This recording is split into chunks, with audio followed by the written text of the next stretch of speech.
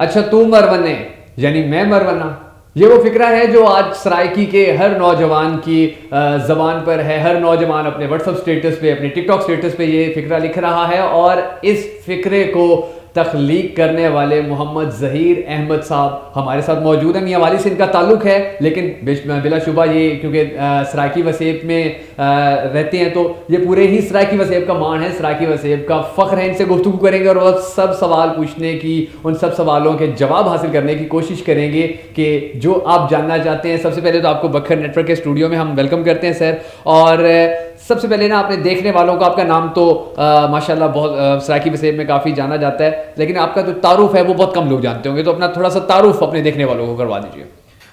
پہلے تو شکریہ بکھر نیٹ ورک کا کہ جنہوں نے مجھے اس قابل سمجھا، مجھے یہاں دعوت دی. میں شکر گزار ہوں، اور آپ کے چینل کے لیے نیک خواہشات ہیں میرے دل میں.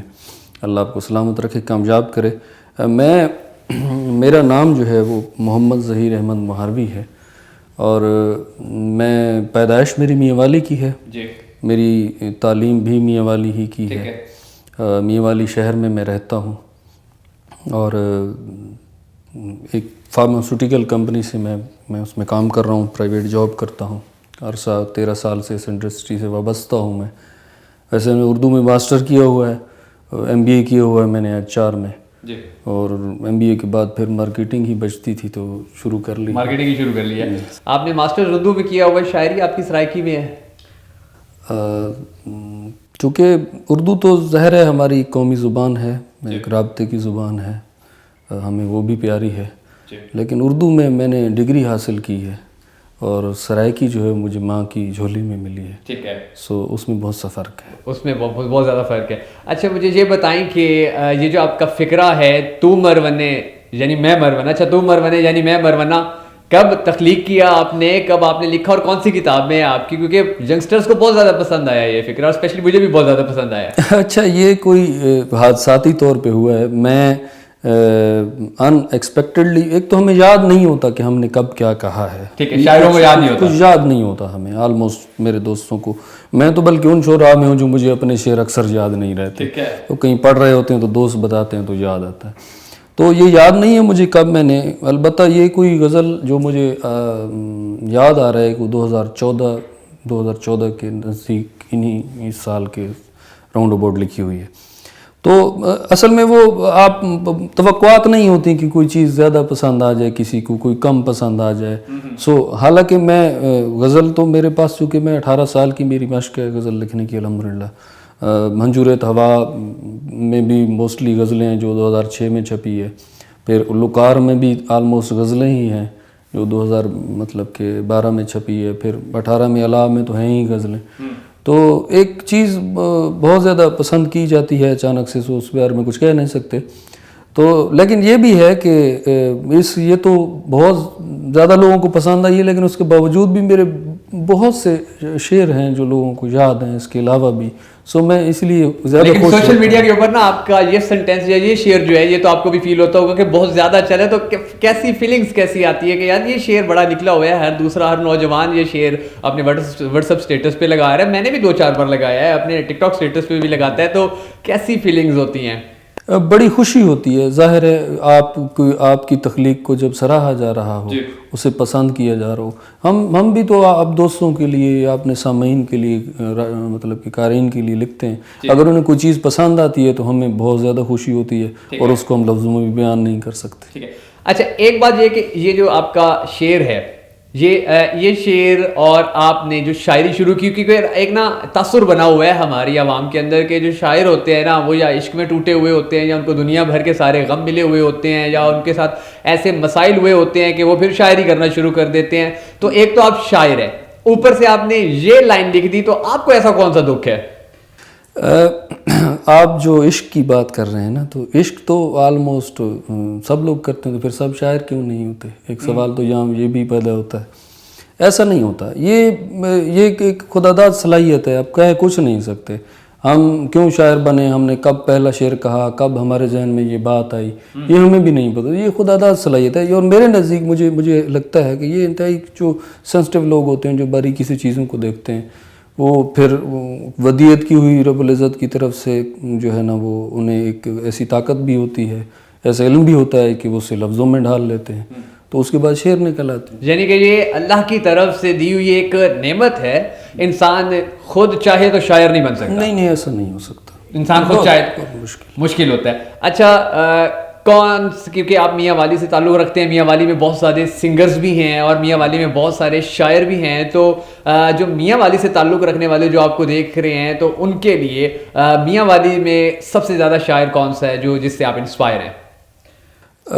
میاں والی میں خوش قسمتی سے پوری سرائیکی بیلٹ میں جو موسیقی کے حوالے سے کنٹریبیوشن اس لینگویج کو ہے، وہ ہمیں خوشی ہوتی ہے کہ وہ ہمارا بہت زیادہ کنٹریبیوشن ہے گیت کے حوالے سے، کہ ہم نے زبان کو بہت زیادہ گیت دیے ہیں، پوری دنیا میں سنے گئے ہیں. ہم نے سنگر دیے لالا تولا خیلوی سے لے کر شفولہ روکڑی تک، اور شفولہ روکڑی سے لے کر نیچے جو ہمارے اب موجودہ عہد کے سنگرز ہیں ان تک. تو میاں والی اسی لیے تو خطہ حیرت و غیرت کہا گیا ہے کہ آپ کو جو ہے نا وہ بہت سی کیفیات ملتی ہیں. ہر دور میں فنون لطیفہ اسپیشلی شاعری اور موسیقی میں یہ ہر دور میں سرسبز رہا ہے. آپ ہمارے جو کلاسکس دیکھتے ہیں، جو اب تک دیکھتے ہیں، سو آپ جس بندے پہ ہاتھ رکھیں گے وہی آپ کو انسپائر کرے گا. میاں والی کا؟ جی ہاں، اس وقت بھی بہت اچھے شاعر موجود ہیں عہد موجود میں. نذیر یاز صاحب ہیں، مظہر نیازی ہیں، صابر برے ہیں، اسد رحمان ہیں، ضیاء اللہ قریشی ہیں، عابد ملک ہیں، ذیشان حیدر ہیں. وہ اس طریقے سے وہ نام میں نہیں لینا چاہ رہا چونکہ وہ لسٹ لمبی ہو جاتی ہے، پھر کسی کا نام رہ جائے گا.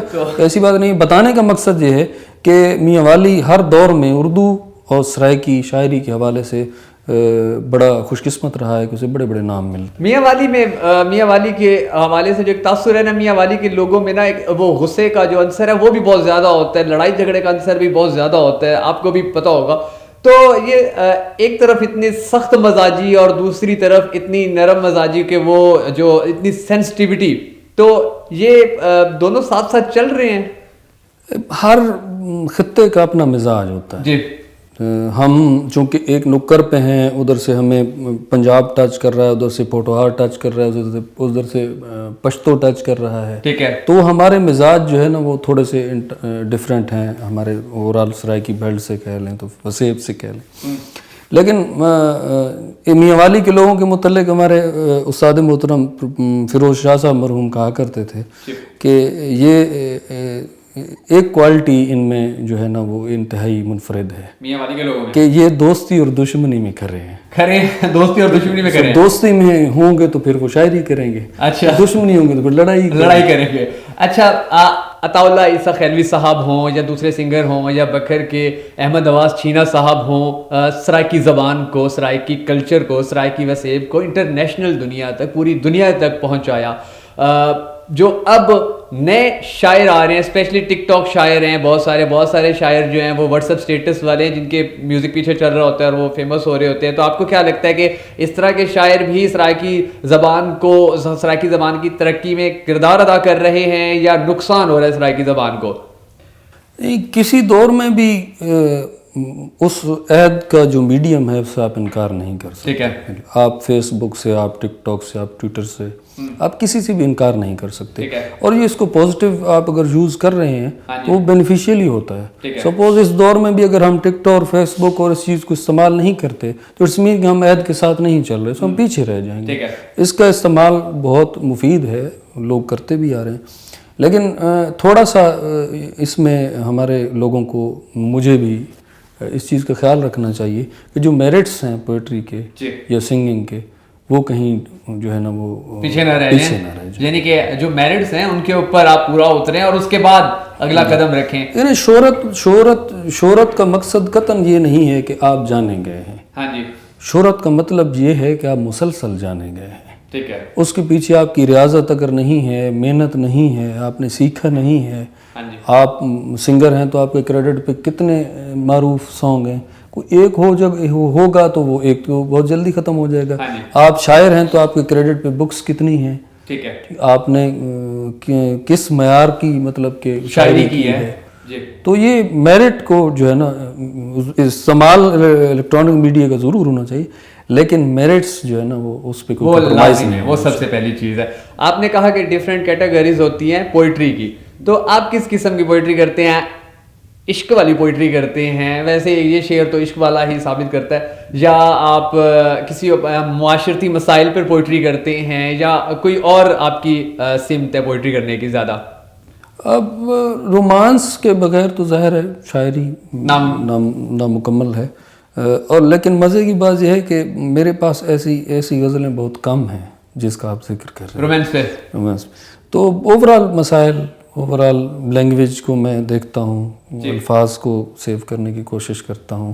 پھر ہمارا جو ثقافت ہے، تہذیب ہے، اس میں جس طریقے سے استعارے ہیں میرے پاس، دول ہے، شاہ اللہ میں استعمال کرتا ہوں، یا میں چاچا نورن کی بات کرتا ہوں، یا میں اپنے دادا جی کا ذکر کرتا ہوں، تو وہ اس میں مجھے بہت زیادہ جو ہے نا وہ اچھا لگتا ہے وہ شعر جب ہوتے ہیں میرے پاس. تو چونکہ میں جب آیا تھا تو ہر آدمی کا ایک ویژن ہوتا ہے، ہر آدمی کا ایک وہ کچھ نہ کچھ کام کرنے کے گولز ہوتے ہیں، وہ اس پہ کام کرتا ہے. میرے علاقے میں گیت بہت اچھا لکھا جاتا تھا، غزل نہیں لکھی جا رہی تھی، تو میں نے سوچا کہ گیت تو میرے سینئرز میرے یا میرے ہم اثر دوست بہت اچھا لکھ رہے تھے، تو میں نے یہ پلان کیا کہ چلو غزل لکھتے ہیں تاکہ ہماری مادری زبان کو یہ جو ہے نا اس رخ کے اوپر بھی مادری زبان جو ہے وہ آگے جا سکے. اچھا، آپ نے بہت ساری غزلیں بھی لکھی ہیں، بہت سارے شعر بھی لکھے ہیں، تو ایسی غزل جو آپ کو سب سے زیادہ پسند ہو وہ اپنے دیکھنے والوں کو سنا دیں. میری تو ساری مجھے پسند ہے، جو سب سے زیادہ پسند ہو. ایسا کچھ کہا نہیں جا سکتا، لیکن ویسے میں آپ کو کچھ سنا دیتا ہوں. جواب دیتیا ہے بھاویں کہتے سوال کیتے کمال کیتے. جواب دیتیا ہے بھاویں کہتے سوال کیتے کمال کیتے. اساڈا جا جات یار ساڈے جو حال کیتے کمال کیتے. اساڈے وہموں گمان وچ وی نہا جو ایویں جدائی پوسی. اساڈے وہموں گمان وچ وی نہا جو ایویں جدائی پوسی. اے کم رقیباں وڈی مہارت دے نال کیتے کمال کیتے. اور کتھائیں پرائے فساد کیتے، کتھائیں ذاتی مفاد کیتے. کتھاں ساکوں دوستاں استعمال کیتے کمال کیتے. نکھڑ گیا وی تاں پہلے وانگوں بیمار پرسی تے آونا نہیں. ظہیر تیں وی تاں گھر کو آ ہسپتال کیتے. کمال کر دیا آپ نے، کمال کر دیا. سرائیکی وسیب ملتان سے لے کر میاں والی تک، بہاولپور تک جتنا بھی ہے، اس سرائیکی وسیب میں جو نئے آنے والے شاعر ہیں، کیونکہ آپ شاعر ہیں تو شاعروں کے متعلق ہی پوچھنا چاہوں گا کہ جو نئے آنے والے شاعر ہیں یا جو لوگ شاعری کر رہے ہیں، جو پچھلے شاعر تھے، کیا کیا مسائل کا سامنا کرنا پڑتا ہے ان کو؟ مسائل میں نے جیسے عرض کیا پہلے کہ شاعری جو ہے نا پروفیشن نہیں ہے. آپ اسے بطور ہابی، بطور مشغلہ، شوق اس کو کر سکتے ہیں. ٹھیک ہے. بہت کم لوگ ہوتے ہیں جو اس سے ارن کرتے ہیں. تو مسائل تو ڈیفینیٹلی آتے ہیں. اب کہیں مشاعرہ ہو، لوگوں نے ٹریول کرنا ہے، اس پہ ایکسپینس آتے ہیں. آپ نے بک چھپوانی ہے، جب آپ کو سرکاری سرپرستی حاصل نہیں ہوگی تو اب میں نے اپنی پہلی 2 بکس جو ہیں وہ میں نے اپنے خرچ پہ چھپائی ہیں اور اپنے پوری وسیب کو وہ گفٹ کی ہیں.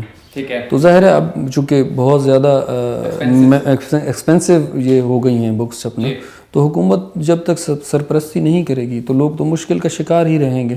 سو اس میں مسائل تو آتے ہیں. آپ نے ٹائم دینا ہوتا ہے، آپ نے مطلب بچوں کا ٹائم دینا ہوتا ہے، ادھر آپ نے فیملی کا ٹائم دینا ہوتا ہے، آپ کا کام سفر ہوتا ہے. تو ابھی بھی تو آپ دیکھیے گا کہ میں وہ کہتے ہیں نا کہ ماما فروخ روکڑی کا ایک ہے جملہ کہ پیار بھی ضروری ہے، روٹی بھی کمانی ہے. ٹھیک ہے. سو میں اب بھی اپنے کام ختم کر کے آپ کے پاس آیا ہوں، تو دوبارہ جاؤں گا تو کام شروع کر دیں گے. تو اگر اسپیشلی آپ مجھے یہاں بکھر نہ ہوتا تو مجھے اسپیشلی آنا پڑتا تو میں تو نہیں آ سکتا تھا. سو یہ مسائل تو ہر جگہ ہیں چونکہ یہ پروفیشن نہیں ہے. حکومت کو سرپرستی کرنی چاہیے، بالکل کرنی چاہیے. اور سرائیکی وسیب میں تو ویسے ہی حکومت، پچھلی حکومتوں نے بھی بہت پیچھے چھوڑ کے رکھا. ابھی کچھ کہہ رہے ہیں کہ آرٹس کونسل جیسے تھل آرٹس کونسل یہاں بنی ہے، میاں والی کا بھی سن رہے ہیں، ڈی جی خان میں آلریڈی موجود ہے، لیکن ظاہر ہے انہیں کچھ بجٹس دیے جائیں، ان کو کچھ پلان بنائے جائیں، کوئی تواتر سے تقریبات ہوں، کوئی ٹی ہاؤسز بنائے جائیں، کوئی اکیڈمیز میوزک کی بنائی جائیں گورنمنٹ کے انڈر، لائبریریز بنانی چاہیے.